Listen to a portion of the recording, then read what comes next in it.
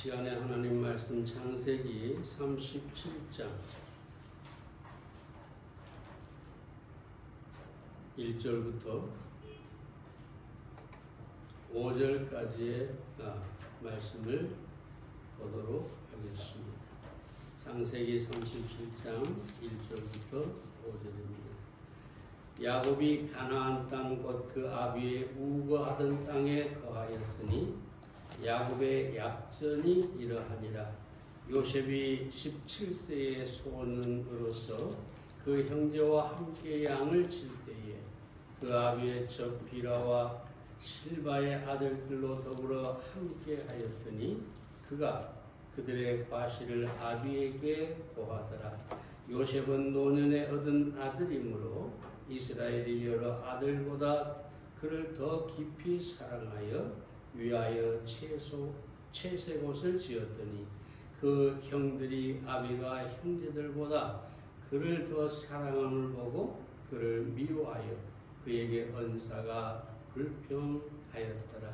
요셉이 꿈을 꾸고 자기 형들에게 고하매 그들이 그를 더욱 미워하였더라.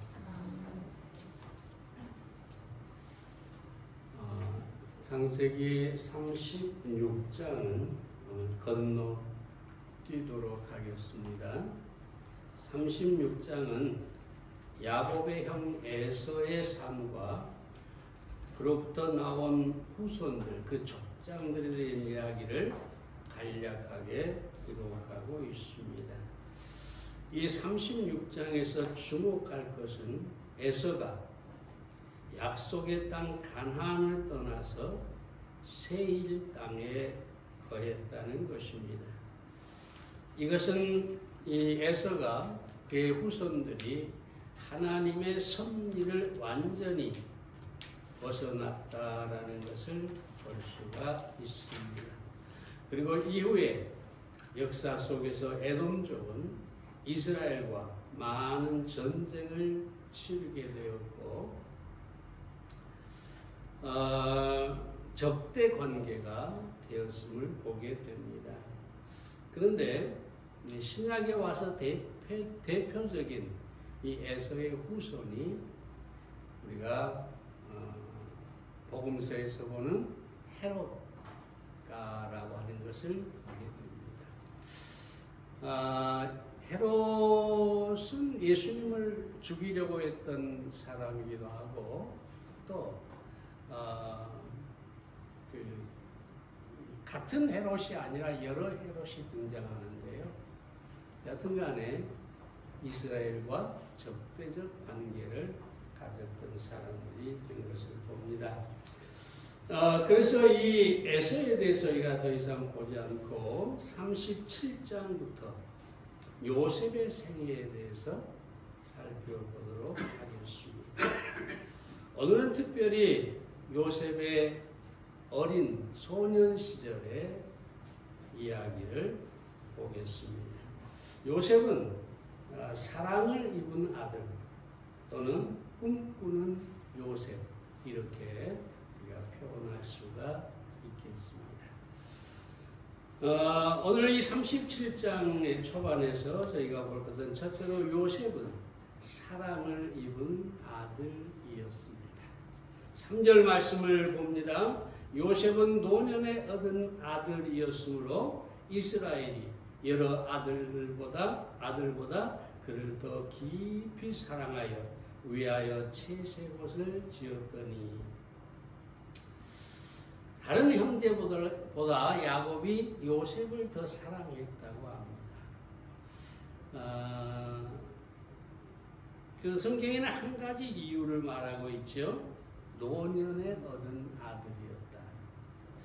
이 요셉을 얻었을 때가 야곱이 91세였습니다.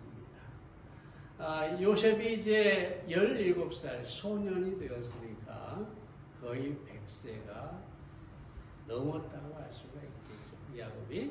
그러니까 이 야곱에게 있어서 요셉은 정말 100세가 다 돼서 얻은 아들로 얼마나 사랑스러웠겠습니까? 그래서 사랑했다.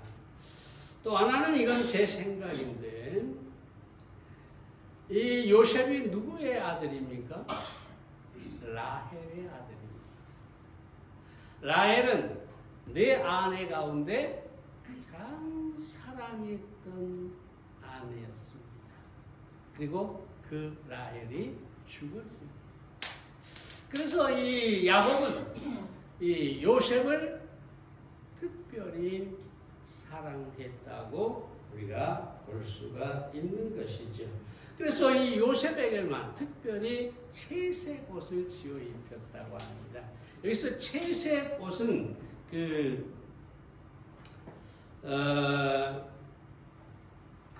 이 출가하지 않는 공주나 또 귀한 사람들이 입었던 그런 옷이죠. 여기서 이 지었더니라는 말이 나오는데 원래 의미가 습관적으로, 그러니까 계속해서 지어 입혔다. 단 한 벌만 지어 입힌 게 아니라 요셉을 위하여 야곱이 계속해서 채색 옷을 지어 입혀줬다. 사랑하는 여러분,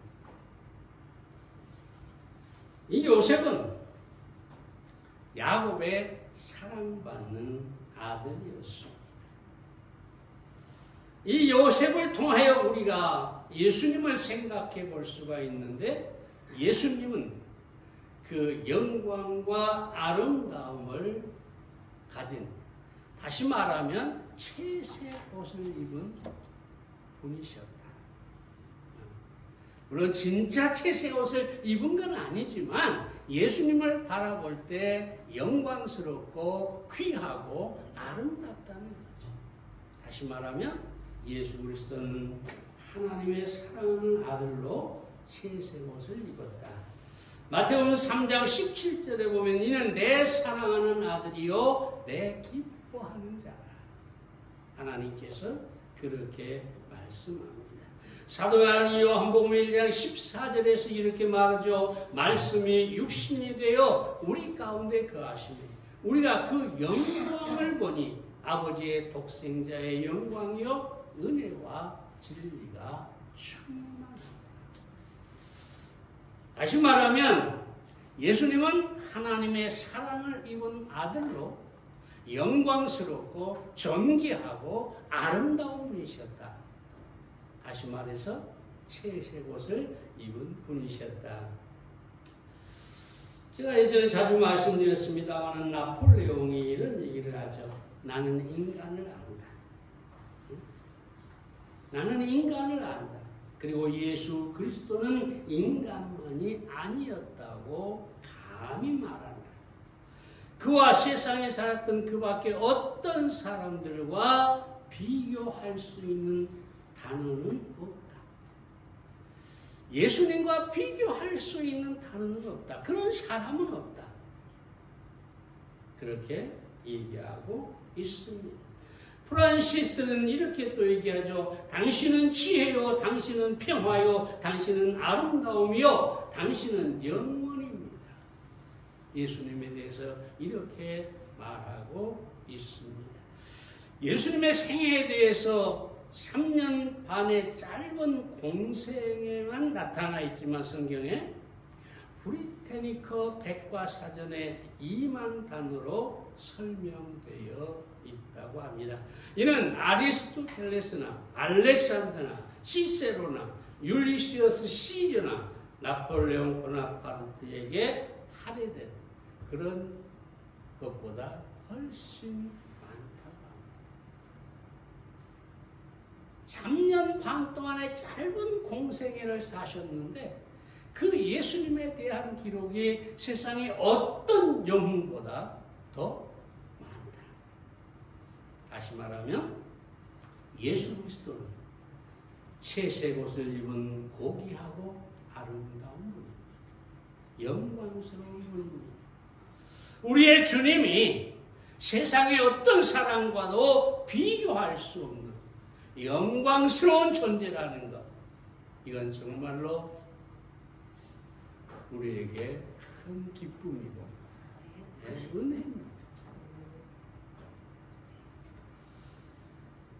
뿐만 아니라 사랑 여러분, 우리가 누굽니까? 우리도 하나님의 사랑을 받는 자녀들입니다. 다시 말하면 하나님께서 우리에게도 채색 옷을 입혀주셨다.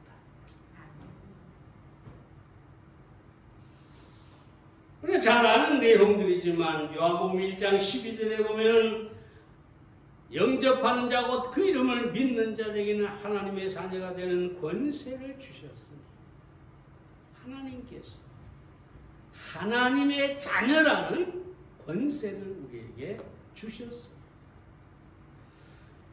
뿐만 아니라 하늘에 우리를 앉히시고 천국 시민이 되게 하셨습니다. 지난번에도 말씀드렸지만 에베소서 2장 6절에 보면 또 함께 일으키사 그리스도 예수 안에서 함께 하늘에 앉히시니, 예수님 안에서 우리는 이미 하늘에 앉아있다. 요즘 많은 사람들이 교회를 다니면서 그저 천국에 가고 싶어서 아주 열심을 내고 안달을 하는 사람들이 있는데, 잘 보세요. 이미 천국에 앉아있는 사람이 천국에 들어가려고 애쓸 필요가 없는 것입니다. 우리는 이 천국 시민이라는 채색옷을 입고 있다. 빌립 3장 20절에 보면 오직 우리의 시민권은 하늘에 있는지라.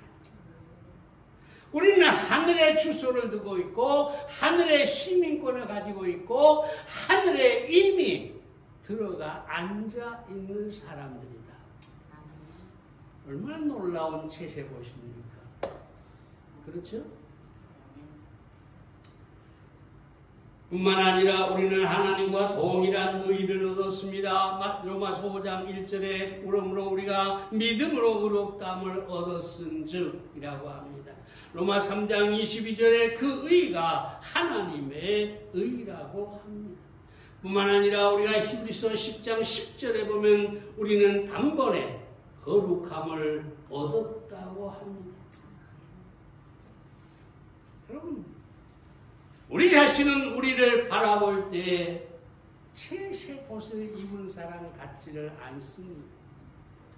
내 안을 들여보고 내 삶을 봐도 그렇게 아름답고 정기해 보이지 않습니다. 그러나 잘 보십시오. 여러분이 이제는 이 세상에서의 여러분이 아니라 하나님이 보시는 여러분을 보시기를 바랍니다. 이 놀라운 채색옷들, 하나님의 거룩함, 하나님의 의, 하늘의 시민권, 천국의 앉은 자, 우리가 하나님의 자녀가 된 것, 이 모든 것으로 장식된 채색옷을 우리에게 입혀주시고 하나님께서 우리를 그 모습으로 보신다는 겁니다. 여러분 정말 믿습니까? 나는 세상에서 어떤 사람이든지 상관없다. 나는 하나님 보시기에 이미 채색옷을 입은 아름다운 사람이다. 나는 사랑받는 하나님의 자녀다. 이 믿음을 가지고 사시기를 바랍니다. 그러나 아마 우리는 어떤 상황에서도 행복할 것입니다. 상상해 보세요. 요셉이 채색 옷을 입었어요. 얼마나 그 당시에 정말 이 옷은 너무 귀했어요. 옷감은. 모든 사람들이 색깔이 있는 옷을 입지 않아요. 그런데 요셉만 그런 옷을 입었어요. 그 옷을 입은 요셉이 얼마나 행복했겠어요. 얼마나 특별했겠어요. 얼마나 자랑스러웠겠어요. 사랑 여러분, 우리는 요셉처럼 하나님으로부터 너무나 고귀하고 아름다운 채색 옷을 받았다, 입었다. 그것으로 여러분이 기뻐하고 감사하시기를 바랍니다. 두 번째로 요셉은 미움을 받은 형제였습니다. 4절 말씀을 봅니다. 그 형들이 아비가 형제들보다 그를 더 사랑하는 걸 보고 그를 미워하여 그에게 언사가 불평하였더라. 여기서 언사가 불평하였다라는 말이 재미있는데요. 샬롬이라는 인사조차 하지 않았다. 인사조차 하지 않았다. 보통 우리 사람 만나면 안녕하세요 하잖아요. 이 유대인들은, 이 히브리 사람들은 샬롬이라고 해요. 샬롬. 평화. 평화가 뭐 있을지어다. 그런 의미죠. 평화를 비우는. 근데 아예 이 형들이 요셉을 볼 때 그런 인사조차 하지 않았다는 거예요. 그러니까 완전히 형제들 속에서 왕따가 되어버렸다는 것이죠. 사랑 여러분, 왜 요셉을 이렇게 미워하고 왕따를 시켰을까요? 먼저는 형제들의 잘못을 아버지한테 고자질을 했기 때문입니다. 형제들하고 같이 지내면서 형제들이 잘못을 할 때마다 그걸 가지고 가서 아버지한테 누가 이랬느니 누가 저랬느니 하고 고자질을 하는 것이죠. 형제들이 그런 것을 보면서 미워할 수밖에 없었겠지. 소위 말하면 내부 고발자죠.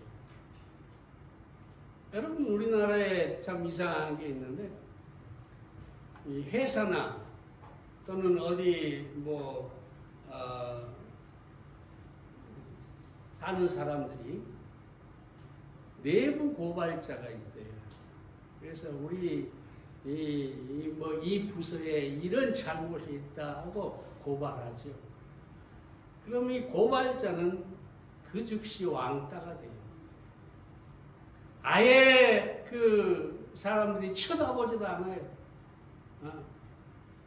뭐 회사 같으면 아예 책상을 저쪽에다 빼놓고 아예 투명인간 취급을 해버리죠.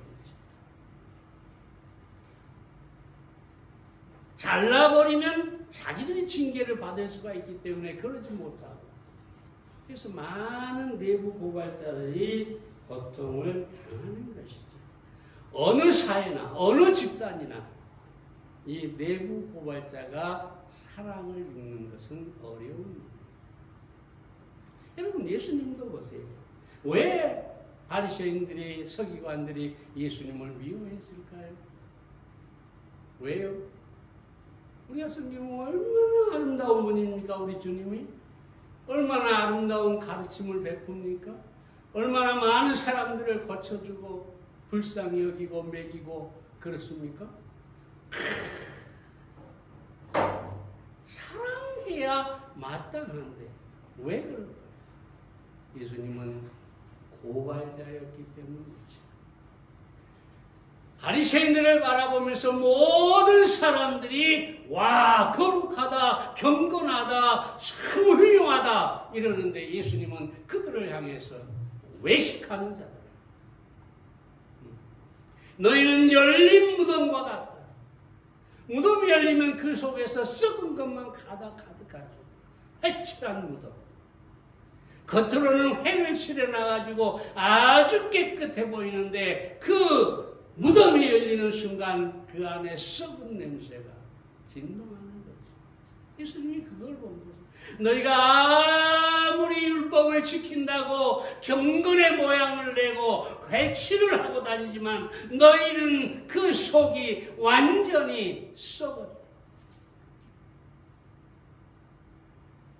사랑하는 여러분, 예수님께서 그러면서 뭐라고 합니까?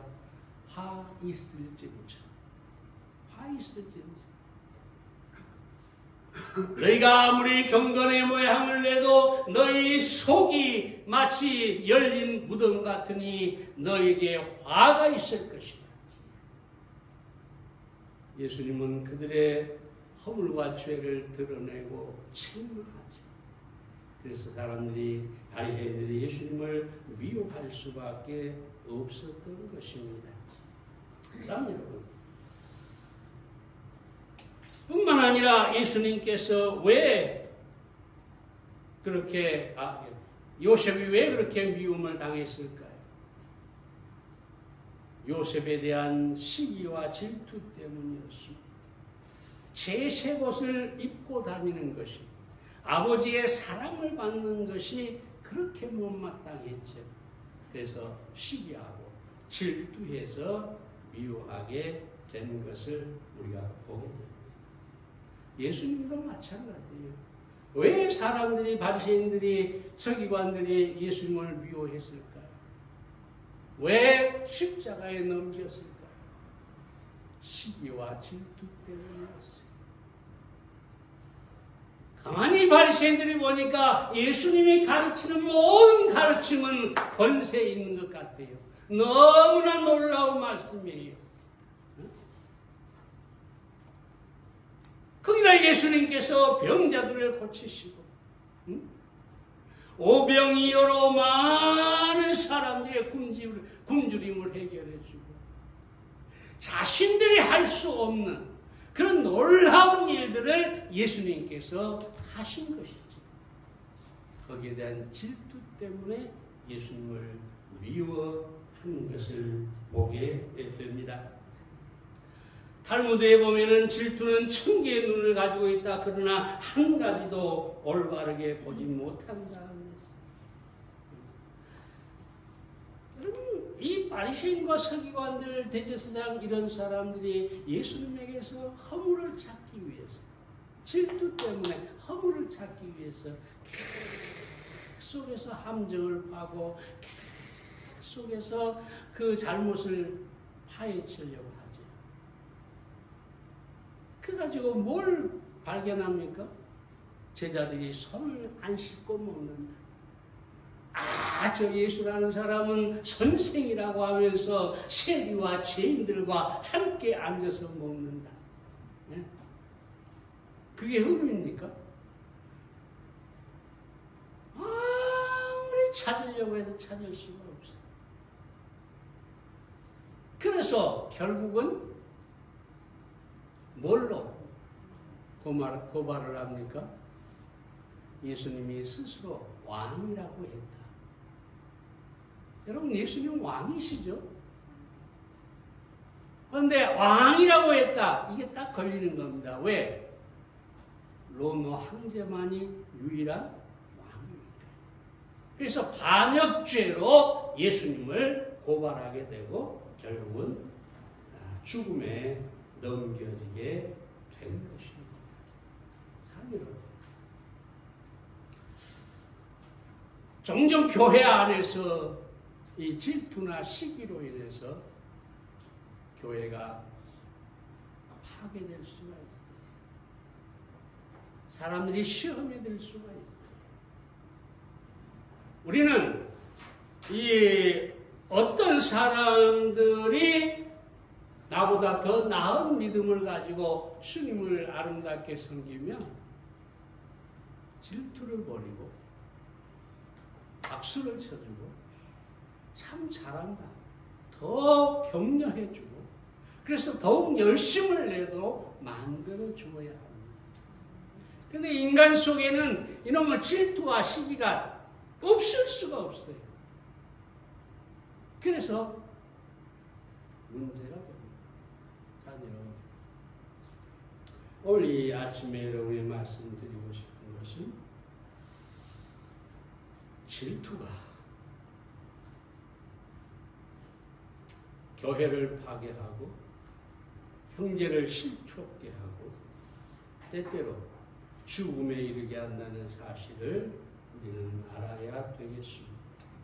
빌리그레암 목사가 이렇게 말합니다. 질투와 시기는 신자들에게 믿음과 소망을 떨어뜨리고 교회를 분열시키며 살인을 가져옵니다. 질투는 우리의 교우관계를 제한하며 우리의 사업을 망치고 영혼을 이축시켜 죽음으로 달려가게 하는 것이다.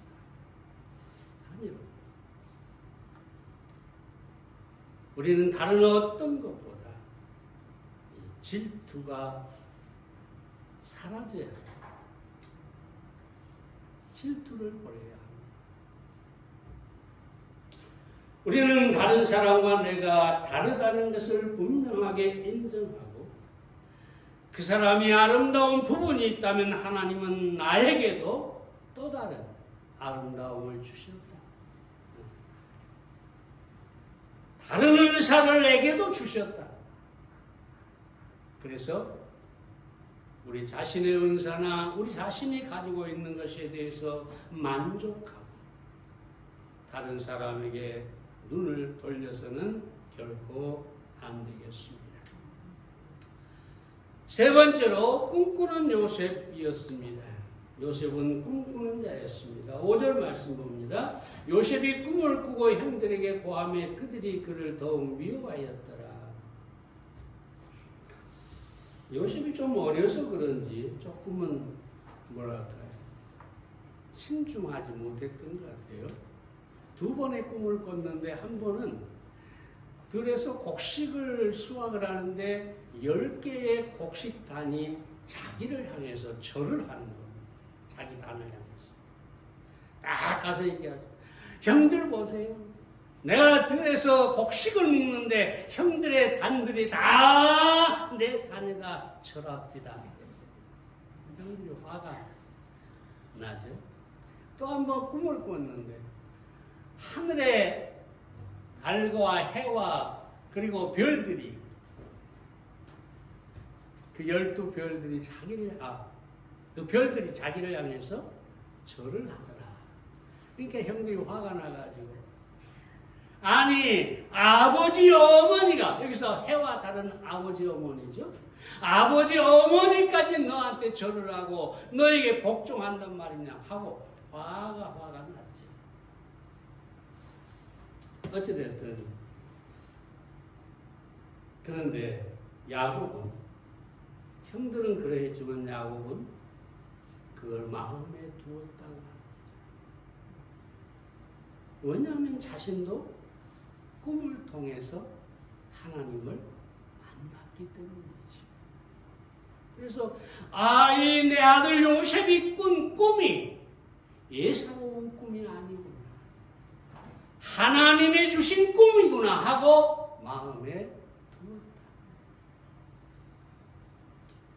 결국은 이 꿈 때문에 요셉이 미움을 당하고 이제 애굽으로 팔려가게 되는데, 그러나 요셉이 꾼 꿈대로 애굽의 총리가 된 것을 우리가 잘 알 수가 있습니다. 여러분, 예수님은 꿈꾸는 분이셨어요. 꿈으로 사신 분이에요. 요한복음 2장 19절에 보면 이 성전을 흘러 내가 사흘 동안에 일으키리라 그러죠. 뭔 말입니까? 부활의 꿈이죠. 나는 죽지만 다시 부활할 것이다. 마태복음 16장 15절에 만민에게 복음을 전파하라 그러는데 예수님은 온 세상의 영혼들을 하나님 앞에 인도해서 구원에 이르게 하는 그런 놀라운 꿈을 꾸셨어요. 예수님은 항상 재림에 대한 꿈을 꿨어요. 예수님의 비유 가운데 대부분이 재림과 심판에 관한 꿈입니다. 그러니까 예수님의 생각 속에는 항상 미래가 들어있고 미래의 꿈이 그 안에 들어있었던 것이죠. 여러분이 꿈을 꾸었기 때문에 예수님께서 기꺼이 가난해질 수가 있었어요. 그래서 이 세상에서 부자로 사는 것이 아니라 더 나은 꿈이 있었기 때문에 기꺼이 스스로 가난해졌어요. 꿈이 있었기 때문에 십자가를 향해서 묵묵하게 걸어갔어요. 나는 반드시 부활하게 될 것이다 하는 이것 때문에 십자가를 지고 갈 수가 있었던 것이죠. 예수님에게 만약에 이런 꿈, 이런 미래가 없었다면 예수님은 아무것도 할 수가 없었을 것입니다.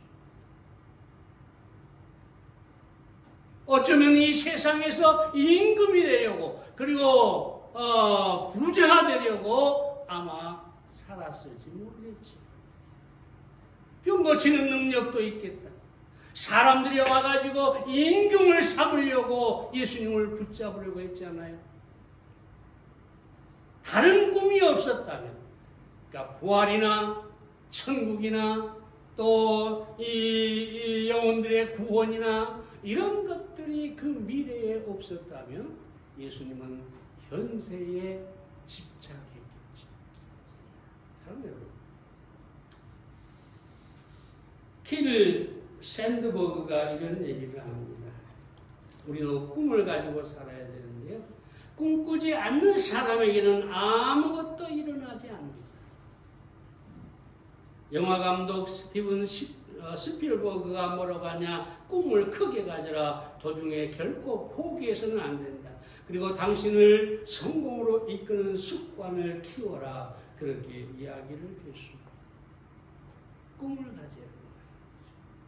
그런데 여러분, 우리가 어떤 꿈을 가질까요? 세상에서 재벌이 되는 꿈을 가질까요? 아니면 무슨 회사의 사장이 되는 꿈을 가질까요? 우리가 무슨 국회의원이나 무슨 이런 어떤 대단한 권세를 가진 사람의 꿈을 가질까요? 여러분, 그리스도인은 꿈을 꾸어야 되는데 야곱이나 요셉처럼 그런 꿈이 아니라 이미 성경에 하나님의 말씀에 모든 하나님의 뜻이, 약속이 다 기록되어 있기 때문에 우리는 성경에서 하나님의 뜻을 찾고 하나님의 약속을 찾고 그 약속을 우리의 꿈으로 삼아야 하는 것입니다.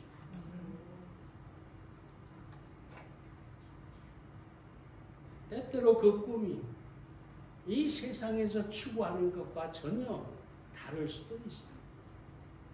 그러나 우리는 하나님의 말씀의 약속을 우리가 믿고 그것을 꿈으로 삼고 살아가게 된다면 우리 인생은 결코 헛되지 않을 것입니다. 왜냐하면 하나님께서 그 꿈을 이루어 주실 것이기 때문입니다. 디즈니월드 미국에 멋지게 잘 지어놨는데 그 디즈니월드 개막식에서 한 유명한 인사가 축사를 합니다. 그러면서 뭐라고 하느냐, 월트 디즈니 씨가 이 아름다운, 이 거대한, 이 놀라운 것을 보지 못하고 죽은 것이 너무 안타깝습니다. 그런데 그 미망인이, 디즈니의 부인이 이렇게 얘기합니다. 여러분들이 남편에 대해서 여러 가지 좋은 말씀을 해주시니 참 감사합니다. 그러나 한 가지 수정해 드릴 것이 있습니다. 남편이 오늘 이 개막식을 보지 못해 안타깝다고 하셨는데 사실 내 남편은 오늘 이 봉산이 열리는 것을 보면서 일했다는 것을 말씀드리고 싶습니다. 그가 보았기 때문에 우리가 오늘 여기에 있는 것입니다. 디즈니는 꿈을 가졌다는 거죠. 그 꿈에서 다 보았다는 거죠. 이러한 엄청난 디즈니 월드가 세워질 것을 그는 이미 마음에서, 생각에서, 꿈에서 다 바라보았다는 거죠. 그 꿈이 있었기에 오늘의 디즈니랜드가 있는 것입니다. 참 여러분, 우리는 꿈을 가지고 살아야 합니다. 다른 꿈이 아니라 하나님께서 내게 원하시는 것들에 대한 하나님의 말씀의 약속 속에서 우리가 꿈을 품어야 합니다. 그러면 하나님께서 우리가 꿈꾸는 것을 반드시 이루어 주실 것입니다.